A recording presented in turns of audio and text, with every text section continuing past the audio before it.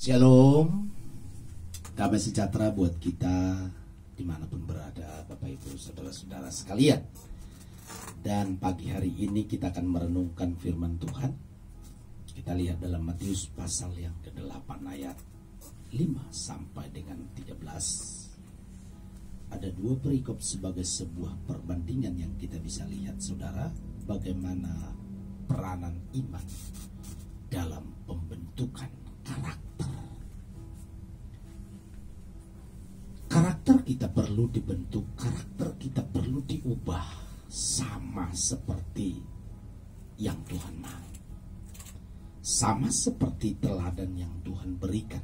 Bagaimana karakter kita semakin hari semakin dibaharui dan semakin kokoh. Nah, saudara, bagaimana peranan iman dalam pembentukan karakter ini? Tapi terlebih dahulu kita baca dalam Matius pasal yang ke-8 ayat yang ke-5 sampai 13. Di sana berbicara tentang bagaimana Tuhan Yesus sendiri langsung berbicara kepada seorang perwira di Kapernaum. Dalam Matius 8 ayat 5 sampai 13. Ketika Yesus masuk ke Kapernaum, datanglah seorang perwira mendapatkan dia dan memohon kepadanya, "Tuhan, hambaku terbaring di rumah karena sakit lumpuh, dan ia sangat menderita." Yesus berkata kepadanya, "Aku akan datang menyembuhkannya." Tetapi jawab perwira itu kepadanya, "Tuhan, aku tidak layak menerima Tuhan di dalam rumahku.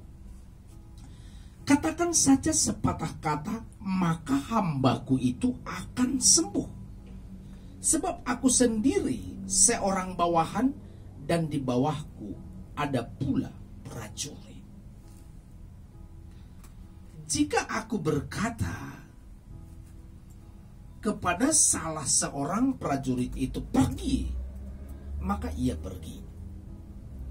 Dan kepada seorang lagi, 'Datang,' maka ia datang. Ataupun kepada hambaku, 'Kerjakanlah ini,' maka ia mengerjakannya." Setelah Yesus mendengar hal itu, heranlah ia dan berkata kepada mereka yang mengikutinya, "Aku berkata kepadamu, sesungguhnya iman sebesar ini tidak pernah aku jumpai pada seorang pun di antara orang Israel."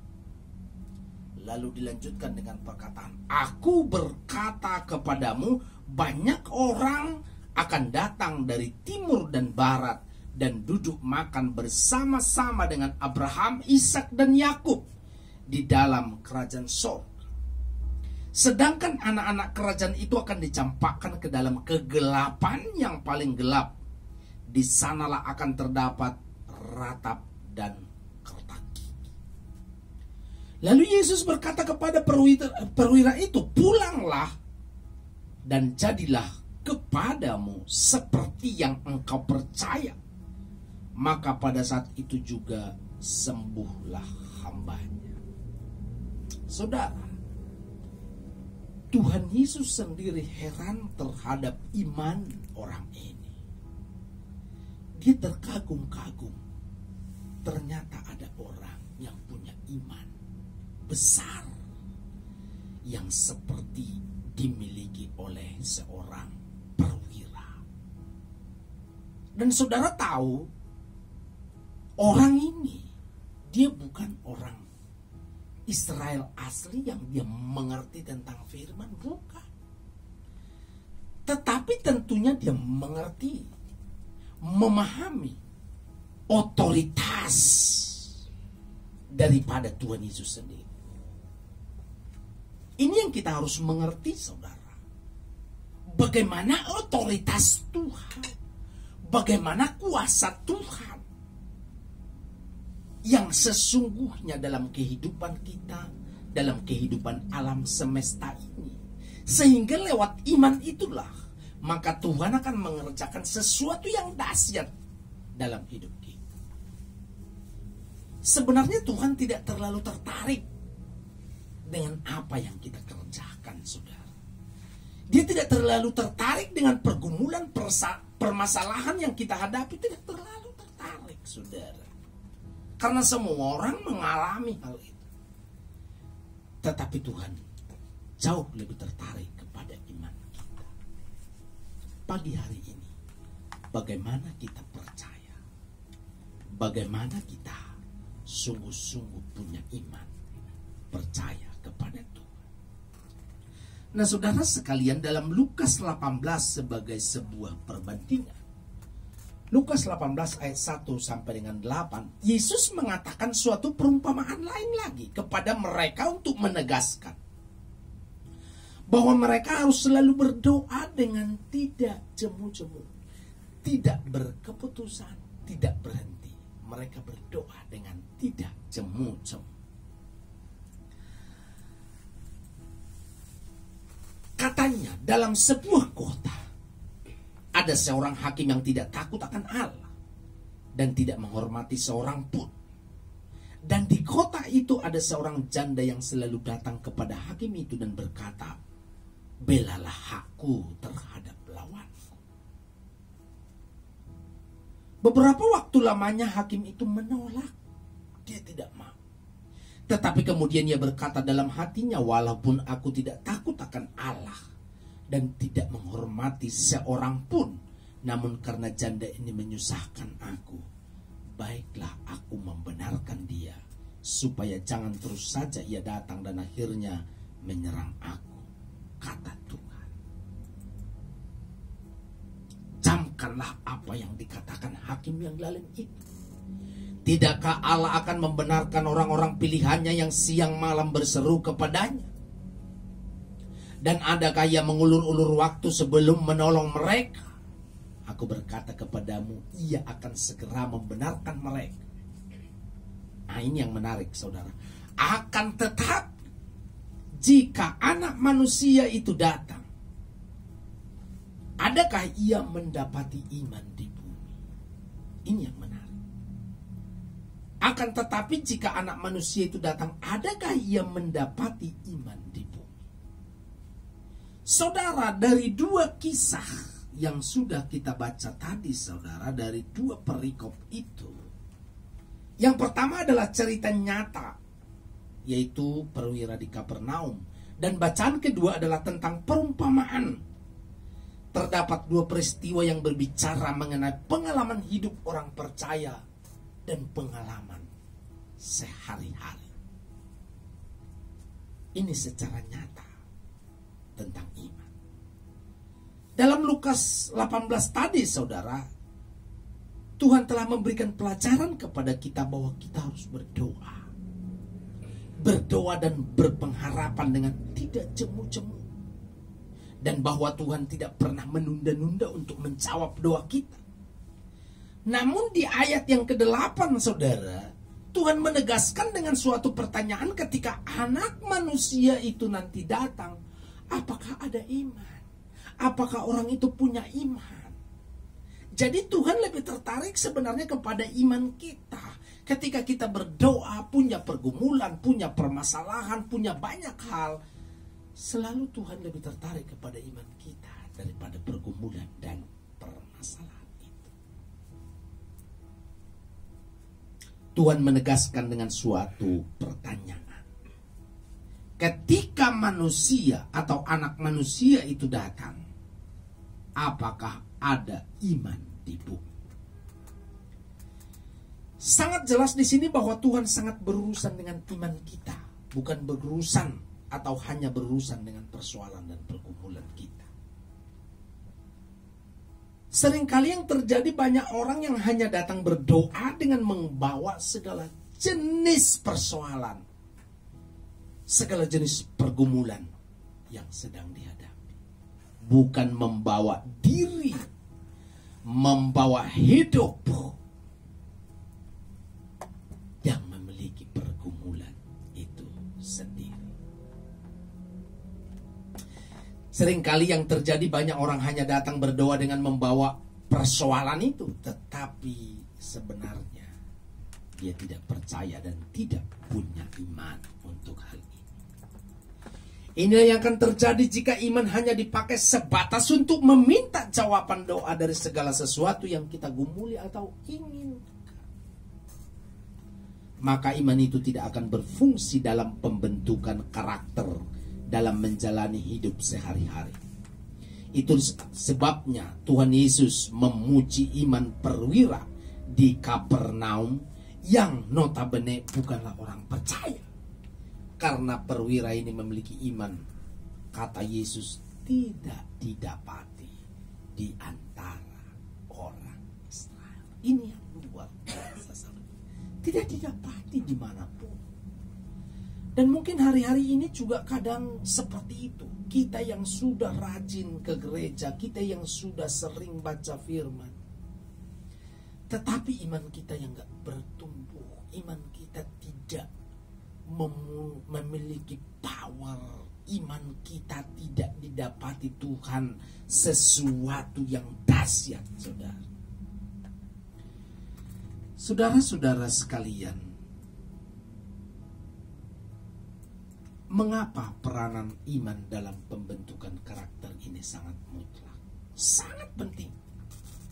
Yang pertama, berbicara tentang rancangan Allah. Berbicara tentang rancangan Allah.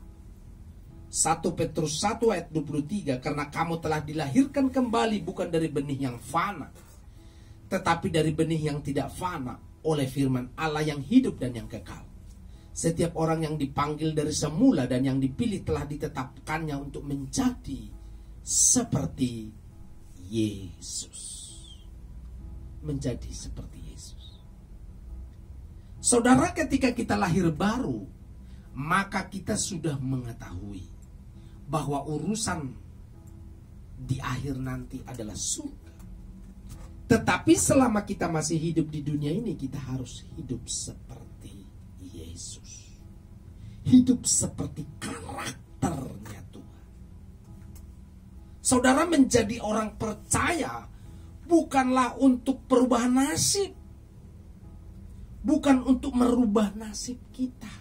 Sebenarnya yang intinya bukan itu. Karena Tuhan telah menyediakan segala sesuatu yang kita butuhkan. Itu amin. Tetapi yang perlu menjadi perhatian utama kita adalah sejak lahir baru kita telah masuk dalam rancangan Allah untuk pembentukan karakter. Saya ulangi.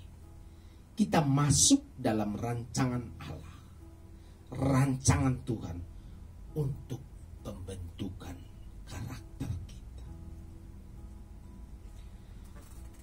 Bapak Ibu saudara-saudara sekalian, dalam Roma 8 ayat 28 dikatakan Tuhan bertanggung jawab terhadap hidup kita untuk mendatangkan kebaikan dalam segala sesuatu yang terjadi. Tetapi hal ini tidak dapat terjadi dengan sendirinya dalam hidup kita, melainkan harus dialami sepanjang hidup, bahkan sampai kepada akhir hidup.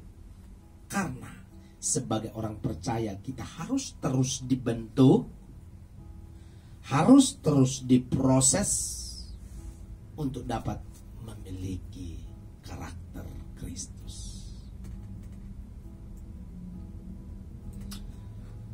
Tujuannya adalah supaya kita bisa melihat nilai ilahi dalam segala sesuatu yang terjadi. Tetapi seringkali hal ini yang tidak kita pahami, kita tidak menyadarinya, bahwa hal-hal lahiriah tidaklah lebih penting daripada keselamatan jiwa kita. Sehingga kita mengalami masalah hidup melalui peristiwa duka cita yang mendalam, atau kehilangan harta kekayaan, atau hal-hal lain. Maka iman seringkali hancur ketika hal itu terjadi. Bapak Ibu saudara-saudara sekalian, rancangan Allah tidak bertujuan untuk menghancurkan kehidupan kita. Tetapi iblislah yang berusaha menghancurkan kehidupan itu sendiri. Lihat Ayub. Ayub berusaha digoncang oleh iblis. Iblis berurusan dengan Ayub. Tapi sebenarnya target atau incaran daripada iblis adalah dengan diambilnya harta, diambilnya kesehatan Ayub, maka imannya akan hancur. Tujuan iblis bukan harta sebenarnya. Tujuan iblis bukan menghancurkan jabatan, impian, tidak. Tapi lewat itu dia akan menghancurkan iman kita. Seringkali ada banyak orang dia kecewa kepada Tuhan karena doa-doanya belum terjawab. Ini nih tujuan iblis yang utama. Bagaimana iman saudara hancur, bagaimana saudara undur dari Tuhan, saudara kecewa dan saudara tidak datang kepada Tuhan, itu inti. Tapi bagaimana karakter kita dibentuk setiap hari. Saudara dalam menghadapi hal tersebut, Ayub memiliki sikap hati atau sikap iman yang positif terhadap apa yang terjadi dalam hidupnya. Tetapi istrinya mempunyai sikap hati yang berbeda. Istri Ayub punya sikap hati yang berbeda. Ini membuktikan bahwa setiap pribadi orang percaya memiliki sikap hati yang berbeda-beda dalam menghadapi realita hidup yang terjadi. Suami istri pun akan berbeda pendapat dengan hal itu, tapi Ayub memiliki karakter, memiliki sikap yang positif, dan Ayub lulus dalam masalah. Imannya tidak hancur, hartanya boleh hancur, kesehatannya boleh hancur, tetapi imannya tidak hancur. Dan ketika imannya tetap kuat, dia tetap berkuasa, dia tetap eksis. Dan yang kedua, selain rancangan Allah buat kita supaya dapat hidup berkenan kepada Allah, jadi iman itu punya peranan penting untuk karakter kita supaya kita berkenan. Kalau tidak, karakter kita akan jelek, kita tidak akan berkenan kepada Tuhan. Kolose 3 ayat 5-11, karena itu matikanlah dalam dirimu segala sesuatu yang duniawi, yaitu percabulan, kenajisan, hawa nafsu, nafsu jahat, dan juga keserakahan yang sama dengan penyembahan berhala. Semuanya itu mendatangkan murka Allah atas orang-orang durhaka. Dahulu kamu juga melakukan hal ketika kamu hidup di dalamnya. Tetapi sekarang buanglah semuanya itu, yaitu marah, geram, kejahatan, fitnah, dan kata-kata kotor yang keluar dari mulutmu. Jangan lagi kamu saling mendustai, karena kamu telah meninggalkan atau menanggalkan manusia lama serta kelakuannya, dan telah mengenakan manusia baru untuk terus-menerus diperbaharui untuk memperoleh pengetahuan yang benar menurut gambar kali. Saudara, mengapa Tuhan menetapkan kita harus hidup oleh iman? Karena kita tidak akan pernah hidup berkenan jika kita tetap hidup memakai unsur-unsur jiwani, sehingga tetap hidup dalam daging, saudara. Tetapi jika kita hidup oleh iman, sama artinya kita hidup di dalam roh.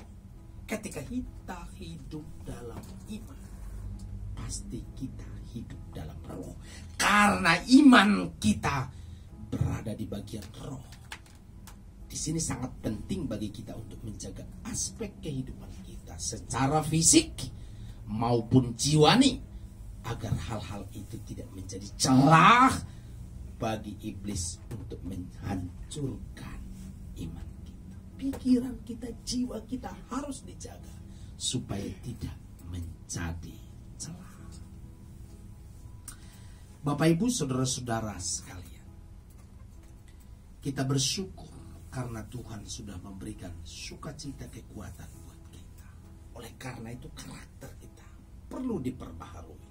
Sebagai ayat terakhir Amsal 16 ayat 32. Orang yang sabar melebihi seorang pahlawan.